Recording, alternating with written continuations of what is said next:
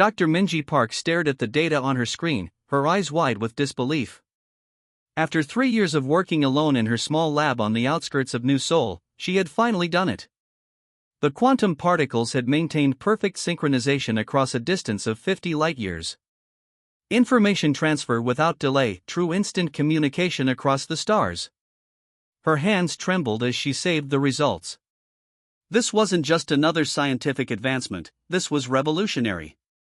With this technology, humanity could coordinate across their small but growing collection of colony worlds without the usual delays that had hampered development. Minji's lab door slid open, revealing 2 government officials in crisp blue uniforms. She recognized one, Director Junseo Kong from Earth's Science Division. "Dr. Park," Kong said, his expression serious. "We need to discuss your recent work." 3 days later, Minji stood before the United Earth Council, 12 men and women who represented humanity's interests in galactic affairs. The chamber was silent as she finished explaining her discovery. "And you're certain this works?" asked Chairwoman Hyerin Song. "Yes," Minji replied. "I've tested it over 50 light-years with perfect results." Council member Do Hyun Choi leaned forward. "If we shared this with the Goran Alliance as we've done with our other technologies, they might finally grant us access to their faster-than-light drive designs." The room fell silent. For decades, humanity had followed the same pattern: develop a new technology, share it openly with the more advanced species, and hope for scraps of knowledge in return. The Gorans, tall, crystalline beings with technology centuries beyond Earth's, had always maintained that humans weren't ready for certain advancements. "No," Chairwoman Song said finally. "Not this time." The council chamber erupted in surprised murmurs. "This technology stays classified," she continued. "Level 1 secrecy protocols. Dr. Park will lead a new research division to develop practical applications." Minji felt a strange mix of pride and concern. This wasn't how Earth usually operated. "The Gorans won't like this," someone warned. "The Gorans don't need to know," Song replied firmly. 3 months later, Minji's quantum communication network connected Earth's 5 colony worlds. Ships equipped with her QC drives could coordinate fleet movements instantly, regardless of distance. Human expansion accelerated as their efficiency doubled, then tripled. The Goran Alliance noticed. Ambassador Rilke, the Goran representative to Earth, requested an urgent meeting with the Council. His crystalline form glittered under the chamber lights as he spoke. "The Alliance has observed unusual advancements in human infrastructure development," Rilke said, his translator converting his resonant tones to English. "Your colony on Proxima Centauri B has expanded 43% faster than projected models. We are concerned. We've simply become more efficient with our resources," Chairwoman Song replied smoothly. The Goran's crystal facets shifted color slightly. "The Alliance believes humanity may be developing technologies beyond your readiness stage. This could create instabilities in your development path. We appreciate your concern," Song said, "but humanity determines its own development path." After the meeting, Council member Seo Jun Kim approached Song in the hallway. "They're scared," he said quietly. "Yes," Song nodded. "For the first time, they are." Later that week, the Goran Alliance announced new restrictions on human expansion. Colony permits for 3 systems were suddenly denied. Trade routes were rerouted, forcing human ships to travel farther. Resource rights on shared worlds were renegotiated, always to humanity's disadvantage. In her new laboratory complex beneath Mount Pictou, Minji worked with a team of 50 scientists, all sworn to secrecy. The quantum communication network was only the beginning. They were now developing quantum encryption, quantum sensors, and theorizing quantum-based weapons systems. "Dr. Park," said her assistant Jaiwoo as he entered her office. "The council meeting is starting." On her screen, Minji watched as Chairwoman Song addressed the full United Earth Council. "Today marks a turning point," Song said. "For too long, we've been dependent on the generosity of other species. We've traded our innovations for scraps, believing we needed their guidance. The Gorans and others have kept us contained, controlled, and dependent, all while claiming it was for our own good." The council listened in grim silence. Dr. Park's discovery has shown us what we can achieve independently. From this day forward, Earth will prioritize self-reliance. We will still engage with the galactic community, but as equals, not as supplicants. As the council meeting continued, a Goran observation vessel hovered at the edge of the solar system, watching Earth with growing concern. Inside, a report was being prepared for the Alliance High Command: human behavior patterns shifting. Increased independence detected. Recommend immediate containment strategies. The silent revolution had begun. Humanity had taken its first step toward becoming feared rather than pitted. Captain Taeho Kim stood on the bridge of the UES Defiant, watching the damaged Goran diplomatic vessel on the main screen. The crystalline ship sparkled even with visible damage to its eastern hull. His first officer, Samanyu, frowned as she studied the sensor readings. "Captain, something isn't right," she said quietly. "The damage pattern doesn't match any known weapon signatures." Kim nodded. "Keep that observation to yourself for now, Commander." The Defiant had been the closest Earth ship when the distress call came in. A Goran diplomatic vessel attacked, supposedly by pirates. The timing couldn't have been worse, 3 days before critical treaty negotiations. "We're being hailed by Ambassador Track," said Communications Officer Lee. The main screen shifted to show a tall, crystalline being whose facets shimmered with blue and red lights, signs of distress in Goran body language. "Captain Kim," the ambassador's translation system converted the crystal vibrations to speech. "We are grateful for your swift response." "We're here to help, Ambassador," Kim replied. "We can escort you to the nearest station." "This attack was carried out near human space," Track continued as if Kim hadn't spoken. "The Goran Alliance requests immediate access to Earth's defense network data to ensure no human factions were involved." Kim maintained his diplomatic expression. "I'll relay your request to Earth Command. Meanwhile, we should get your ship to safety." Later, in his private quarters, Kim received a transmission on the quantum communication device. The face of Council Chairwoman Song appeared, her expression grim. "Captain, your suspicions match our own. The Gorans are demanding access to our entire defense grid. They claim they need to verify we weren't involved, but that would give them complete knowledge of our capabilities and vulnerabilities." "Permission to investigate further, Madam Chairwoman?" "Granted, but with extreme caution. If the Gorans staged this attack as we suspect, they're more dangerous than we thought." Over the next 2 days, while escorting the damaged Goran vessel, Kim secretly sent out small sensor drones. Meanwhile, Officer Lee detected encrypted transmissions coming from the Goran ship, communications that weren't being shared with Earth.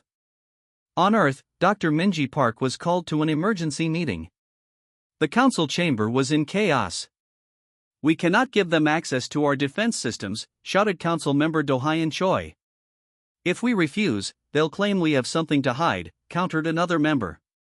Chairwoman Song raised her hand for silence. "Dr. Park, can your quantum network help us?" "Yes," Minji said. "With Captain Kim's investigation and simultaneous operations in multiple systems, we can gather enough evidence, if there is any." The plan came together quickly. Using the quantum communication network, Earth coordinated a synchronized operation across 7 star systems. Ships positioned near Goran outposts began passive scans, looking for evidence while maintaining complete communication silence except through the quantum channel. Aboard the Defiant, Kim received data from these ships instantly, a capability the Gorans didn't know humans possessed. Slowly, a pattern emerged. "Look at this," Saman said, showing Kim a data tablet in his quarters where they couldn't be observed. The damage on their ship was caused by a very specific type of energy weapon. "A Goran weapon," Kim finished, examining the evidence. "They attacked themselves." That night, Officer Lee decrypted part of the Goran transmissions. The message was clear. Operation Trojan proceeding as planned. Earth's defense systems will be accessible within days. Kim immediately sent everything through the quantum channel to Earth. In the council chamber, the evidence was overwhelming. "They staged the attack to gain access to our defenses," Chairwoman Song stated. "This was never about peace." The next morning, Captain Kim stood before Ambassador Track on the bridge of the Defiant. We've completed our investigation, Kim said calmly, and found some interesting results. He displayed the evidence on the screen, the weapon signature analysis, the decrypted communications, and most damning of all, drone footage showing Goran ships firing on their own diplomatic vessel before the Defiant arrived. Ambassador Trak's crystalline form darkened, a sign of anger or fear. These are fabrications. They are the truth, Kim replied. And they've already been transmitted to every human world and every member of the Galactic Council. Back on Earth, Chairwoman Song addressed the United Earth Council. Today marks the end of our naivety, she said. The Gorans have manipulated us for decades, keeping us dependent and weak. From this day forward, we trust in humanity's strength alone. In her lab, Dr. Park watched the address, then turned to her team. We have work to do, she said simply. The quantum communication network had proven its worth, but it was only the beginning. Humanity needed more than secrets now, they needed power. Commander Jiso Lee walked through her laboratory on Mars Station, observing her team of 30 scientists from every corner of Earth and its colonies. Unlike the uniform groups of alien researchers she'd seen at galactic conferences, her team was wildly diverse, different backgrounds, different thinking styles, different approaches to problems. Status update, she asked Dr. Hyunwoo Park, her chief biologist. The adaptive defense system rejected configuration 6, he replied, but 7 is showing promise. The system is learning from its failures. Jisa nodded, watching the screens where their latest project was running simulations. For years, humans had been seen as inferior by species like the Gorans, not because humans lacked intelligence, but because they lacked uniformity. While Gorans could work in perfect harmony on research projects, humans argued, challenged each other, and pursued different paths simultaneously. What others see as chaos, I see as strength, Jisoo often said. Her team was turning this human trait into technology. They were creating adaptive systems that could evolve in real time against threats, using the principles of human genetic diversity as a model. The systems didn't follow a single path to solve problems, they tried multiple approaches simultaneously, learned from failures, and recombined successful elements. 3 months into the project, an urgent message arrived from the Galactic Council. A mysterious plague had broken out on the Marin homeworld, a peaceful species of philosophers. Within weeks, it had spread to 4 other worlds. The Council requests any information Earth might have on rapid mutation pathogens, the message read. Jisoo immediately contacted Earth Command. Permission to redirect my team's research to analyzing this plague? Granted, came the reply from Chairwoman Song. This could be our chance to prove humanity's value to the wider galaxy. Jisoo's team received samples of the pathogen through secure channels. It was unlike anything they'd seen before, a microorganism that changed its structure within hours of exposure to treatments. It adapts almost as quickly as our systems, Dr. Park noted. Then we need to adapt faster, Jisoo replied. She divided her team into 5 groups, each taking a different approach to fighting the plague. Some focused on traditional treatments, others on genetic solutions, some on nanobots, others on environmental factors. Every 6 hours, they shared findings through Dr. Park's quantum communication network. On the Galactic Council, representatives argued about proper protocols. The Gorans insisted on their methodical approach, which would take years to implement. The Vex recommended abandonment of the infected worlds. Meanwhile, millions were dying. 2 weeks into their research, Jisoo's team had a breakthrough. Dr. Yunha Kim, working with a subgroup focusing on Earth's historical plagues, found a pattern in the pathogen's adaptations. It's not random, she explained. It follows predictable paths, just many of them simultaneously. Like it's trying different evolutionary strategies at once. Like us, Jisoo whispered. Using this insight, they developed a treatment that didn't attack the pathogen directly but guided its evolution toward a harmless form. 3 days later, they had a working prototype. The Galactic Council was stunned when Earth announced a cure after just 17 days. The Goran representative, Rilk, could not hide his disbelief. Impossible, he stated. Our projections indicated a minimum development time of 3 standard years. We took a different approach, explained Dr. Hannah Yoon, Earth's medical representative to the Council. Instead of fighting the pathogen's ability to change, we used it against itself. Within days, human medical ships deployed to the affected worlds. The cure worked exactly as designed, guiding the plague organism to evolve into a harmless variant within hours of treatment. The Marin, whose population had been decimated, were overwhelmingly grateful. Their high philosopher visited Earth personally to thank humanity. "You have saved our kind when others could only debate," the Marin said in the council chamber. The Marin will not forget. But as the crisis passed, Jissa noticed a change in how alien representatives interacted with humans at official functions. There was new respect, yes, but also something else, unease. During a diplomatic dinner, she overheard a Goran scientist speaking to a colleague. "They solved in days what would have taken us decades," the Goran whispered. "How is this possible from such a young species?" Later that week, Jisoo received a new directive from Earth Command. Her team's funding was tripled. "Continue developing adaptive systems," the order read. Priority Level 1. In her laboratory, Jisoo gathered her team. "What we've learned from this plague is just the beginning," she told them. "Our diversity isn't a weakness, it's our greatest weapon." As her scientists returned to work with renewed purpose, reports came in that the Goran Alliance had begun a massive research initiative into human biological diversity. They were trying to understand their new rivals. But Jissa knew they were missing the point: the human advantage couldn't be replicated in a lab. It was the result of thousands of years of struggle, adaptation, and evolution. Humanity wasn't just earning respect anymore. They were starting to inspire fear. Governor Sihokong was walking through the agricultural dome of New Eden when the alarms began to sound. The colony's atmosphere shimmered as the protective shields activated automatically. Through the transparent ceiling, he saw them, 7 Goran warships, their crystalline hulls gleaming in the light of the system's twin suns. "This is not a drill," the colony AI announced calmly. "All citizens proceed to shelter areas." In the colony's defense center, Commander Jun Ryu watched as her systems came online without her input. The quantum-linked defense network had detected the Goran ships the moment they exited hyperspace. More importantly, it had already predicted their attack pattern based on ship positioning. "Status report," she demanded. "Quantum shield at full capacity," her second-in-command replied. "Adaptive defense systems online and already evolving countermeasures. Neural tactical network connecting with all military personnel." Jun felt the neural link activate in her mind. Suddenly she could sense every soldier in her command, their positions, their status. The colony's defense force wasn't large, but now they functioned as a single organism. In orbit, Captain Miho Han of the UES Vigilant received the same neural connection. His ship, one of 3 human vessels defending the colony, was already adapting to the approaching threat.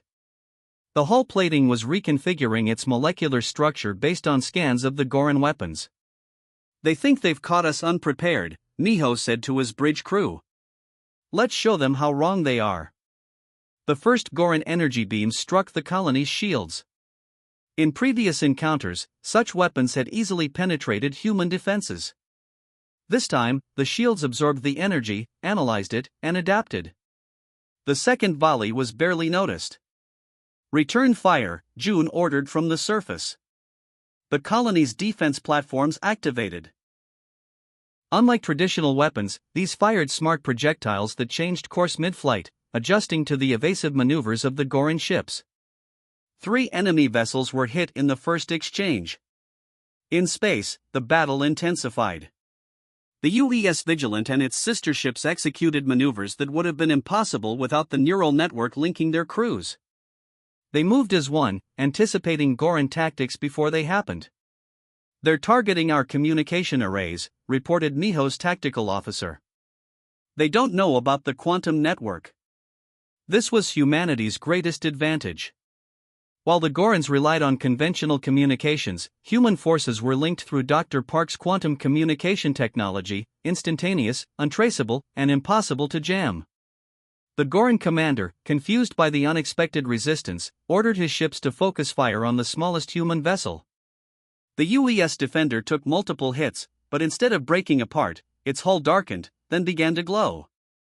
The energy was being absorbed, analyzed, and repurposed. "Adaptive countermeasure ready," reported the Defender's captain through the neural net. The human ship released the absorbed energy back at the Gorons, but modified to penetrate their shields. A Goron warship shattered, its crystalline structure failing catastrophically. On New Eden's surface, Governor Khan watched the battle through the defense center's monitors. "They really thought they could surprise us," he said quietly. "They still don't understand how much we've changed," Commander Jun replied. The battle lasted less than 30 minutes. 2 human ships suffered minor damage. 5 Goron warships were destroyed, and 2 retreated in disarray. New Eden's defenses had held with minimal strain. What the humans didn't realize was that the entire battle had been observed. Standard protocol during any engagement in Galactic Council space was to activate monitoring drones. These neutral observers recorded conflicts to establish fault and prevent escalation. 3 days later, footage of the battle was playing in the Galactic Council chamber. Representatives from 26 species watched in stunned silence as the human defense of New Eden unfolded before them. The Goron representative had officially protested, claiming the attack was a training exercise gone wrong, but the evidence was clear. More shocking than the attack itself was the human response: coordinated, adaptive, and overwhelmingly effective. The humans had not just defended themselves, they had showcased military technology far beyond what anyone believed they possessed. When the recording ended, the Marin representative was the first to speak. "The humans saved our species from extinction. Now we see they can also defend themselves against the most powerful fleets in the galaxy." The Marin wished to formally request a defense agreement with Earth. 6 other species immediately voiced similar requests. The galactic balance of power had shifted in 30 minutes of combat. Back on New Eden, repairs were already complete. Governor Khan received a message from Earth Command: "Well done. Keep this capability quiet. More will come." Commander Jun looked out at the colony she had protected. "They won't underestimate us again," she said. "Next time, they'll come prepared." "So will we," Governor Khan replied. "That's what humans do best." The Grand Chamber of the Galactic Council had never been so full. Representatives from 42 spacefaring civilizations gathered for what many were calling the most important summit in 500 years. At the center of attention was the newest member of the Elder Council, Earth. Dr. Minji Park adjusted her formal diplomatic attire, still not quite comfortable in her role as Earth's representative. Just 5 years ago, she had been a physicist working alone in her lab. Now she represented humanity before the galaxy's most powerful beings. "The Terran representative will now address the council," announced the Marin facilitator, their translucent form glowing softly. Minji walked to the central platform. Faces of countless alien species turned toward her, some curious, some respectful, some clearly uneasy. The Goron delegation sat stiffly, their crystalline forms deliberately angled away from the human section. 10 years ago, Minji began, her voice carrying through the translation fields. "Humans came to this chamber as petitioners. We asked for knowledge, for technology, for guidance. Some of you helped us. Others." Her eyes moved briefly to the Gorons, saw us as a threat to be controlled. The chamber was completely silent. "We never wanted to fight the Gorons at New Eden. We never wanted to develop weapons or defenses. We simply wanted to take our place among the stars as equals." A low murmur spread through the chamber at the mention of New Eden. The battle footage had been viewed across thousands of worlds. What many failed to understand about humans is that we don't seek dominance. We seek survival, cooperation, and respect. Our history on Earth taught us that lesson through countless wars and struggles. We learned to adapt, to overcome, to find strength in our diversity. In the Goron section, Ambassador Rilke shifted uncomfortably. Since the New Eden defeat, the Goron Alliance had lost 6 member worlds to new defense treaties with Earth. Today, Earth signs the Galactic Charter not as a junior member, not as a protectorate, but as an equal partner, Minji continued. "We bring our technology, our medical advances, and yes, our defensive capabilities to the table. But most importantly, we bring a different perspective." She gestured to the room around her. Many of your civilizations evolved in stability and harmony. Ours was forged in chaos and challenge. Both paths have value. Both perspectives are needed if we are to face the unknown together. When Minji finished her speech, the Marin were the first to rise in the traditional gesture of respect. Soon, representatives from 30 species had joined them. Even a few Gorons reluctantly stood. Later that evening, at the diplomatic reception, Minji found herself approached by the Arxer, one of the galaxy's oldest species. Your words were wise, Dr. Park, the ancient being said, its voice like rustling leaves. But I wonder if you understand how profoundly you have changed the galaxy. We only wanted to protect ourselves, Minji replied.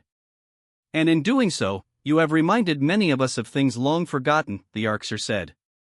Already, my people have begun studying human history. Your Earth was such a crucible of hardship, yet from it came such innovation, such adaptability. Across the reception hall, new alliances were forming.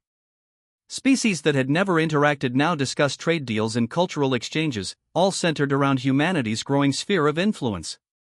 6 months later, on the Goron homeworld, a significant change was taking place. In the Great Academy of Kirlat, young Gorons gathered for a new class never before offered, human philosophy and history. Professor Teln, a respected Goron scholar who had once opposed human expansion, now stood before his students with a different perspective. Today we begin our study of human thought patterns, he announced. Some have asked why the High Council now mandates this education for all scholars. A young Goron student raised a crystal appendage. Is it because they defeated our fleet at New Eden? No, Teln replied thoughtfully. It's because of what that victory revealed about them. Humans remind us of something many advanced species have forgotten after millennia of peace and stability.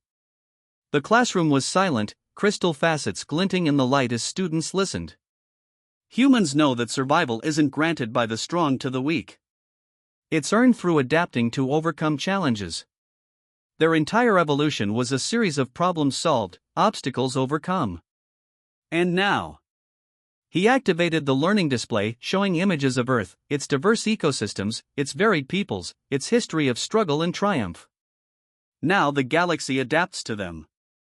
Not because they conquered us, but because they showed us a different way to view the universe. As the class began their studies, on Earth, Dr. Park looked out from her office at the new Galactic Embassy. Ships from 20 species were in orbit, their representatives seeking technology transfers, defense agreements, and cultural exchanges. Humanity had stopped asking for help, and in finding their own strength, had changed the order of the galaxy forever. The end.